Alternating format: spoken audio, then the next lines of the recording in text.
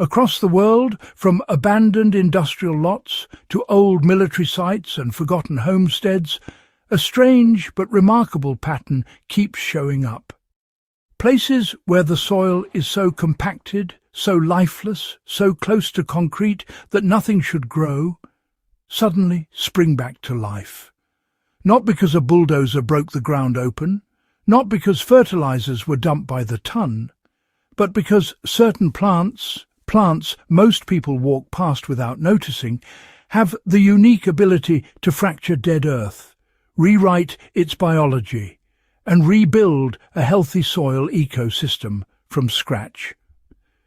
These aren't miracle stories from gardening magazines.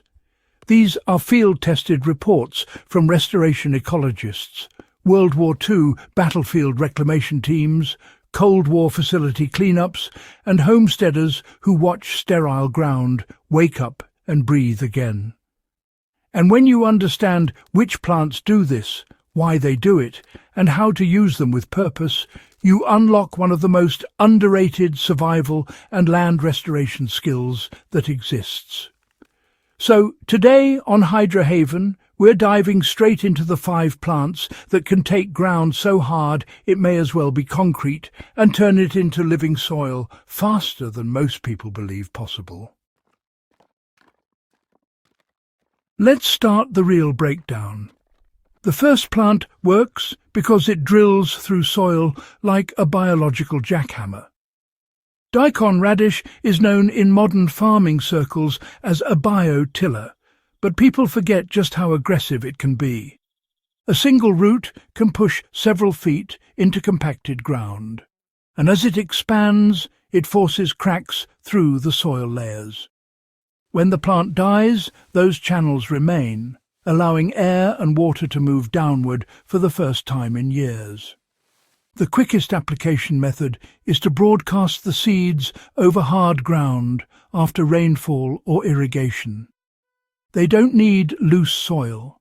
They will wedge themselves in wherever they can. Once they sprout, leave them untouched. When winter kills the radishes, dig a small cross-section to see the hollow tunnels left behind.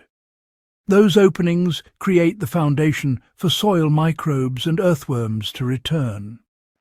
On old homestead driveways, abandoned barn sites, and compacted farm paths, this is often the fastest way to break the surface layer and make it usable again. The second plant repairs soil chemistry at the same time it improves structure. Hairy vetch, one of the strongest nitrogen-fixing legumes, has a root system that thrives in terrible soil. Once established, it begins feeding the ground by pulling nitrogen from the air and tying it into the soil in organic form. That chemical shift wakes up dormant microbial life more effectively than most fertilizers ever could. If you want an example of how to apply it, take a patch of compacted earth, rough it up with a rake, just enough to scratch the surface. Then seed vetch thickly and water in well. Let it spread. After one full season, cut it back and drop the cuttings right where they fall. You will see darker, richer soil building almost immediately. In survival scenarios or degraded land situations, vetch isn't just a cover crop. It's a chemical reset button. The third plant on this list binds loose particles into actual soil and brings biology back from nothing. Clover, especially red clover, doesn't look powerful, but it is one of the earliest species to colonize dead ground after landslides, construction, or wartime disturbance. Its roots weave a dense mat that stabilizes the surface while also fixing nitrogen. If you're dealing with a patch so depleted it's practically dust on top of rock, scratch in a handful of compost and scatter clover seeds across the area. Keep it moist for the first 2 weeks. After establishment, clover begins attracting pollinators and soil organisms, giving the land both structure and life again. It's one of the few plants that can transform barren rubble into something capable of supporting higher demand crops within a year. The fourth plant is a survivalist classic, known in pioneer communities for its ability to colonize unbelievably tough ground.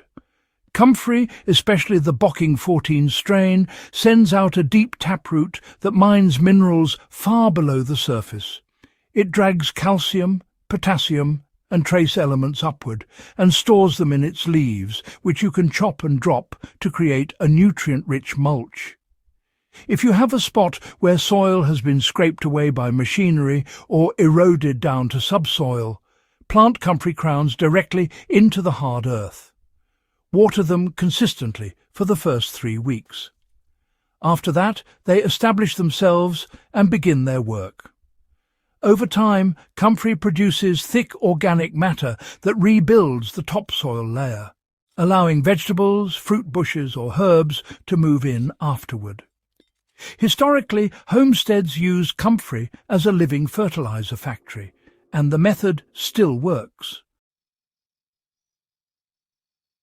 The fifth plant is the unexpected powerhouse, the one that restoration workers often rely on when nothing else survives. Lupines thrive in rocky, crushed, or extremely poor soil.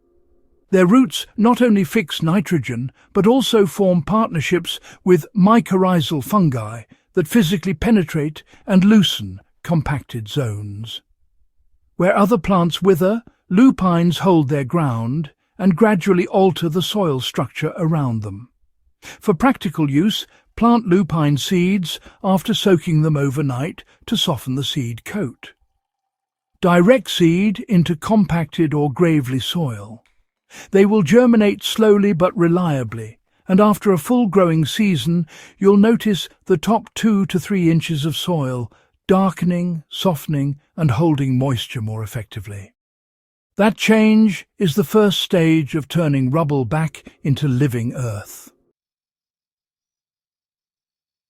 Putting all of this together, you get a soil recovery system that works in extreme conditions. The radish fractures the ground. Vetch rebuilds chemistry. Clover stabilizes and feeds the top layer. Comfrey replenishes deep minerals. Lupines restore biological structure where nothing else survives. Used in sequence, they turn dead ground into a living ecosystem.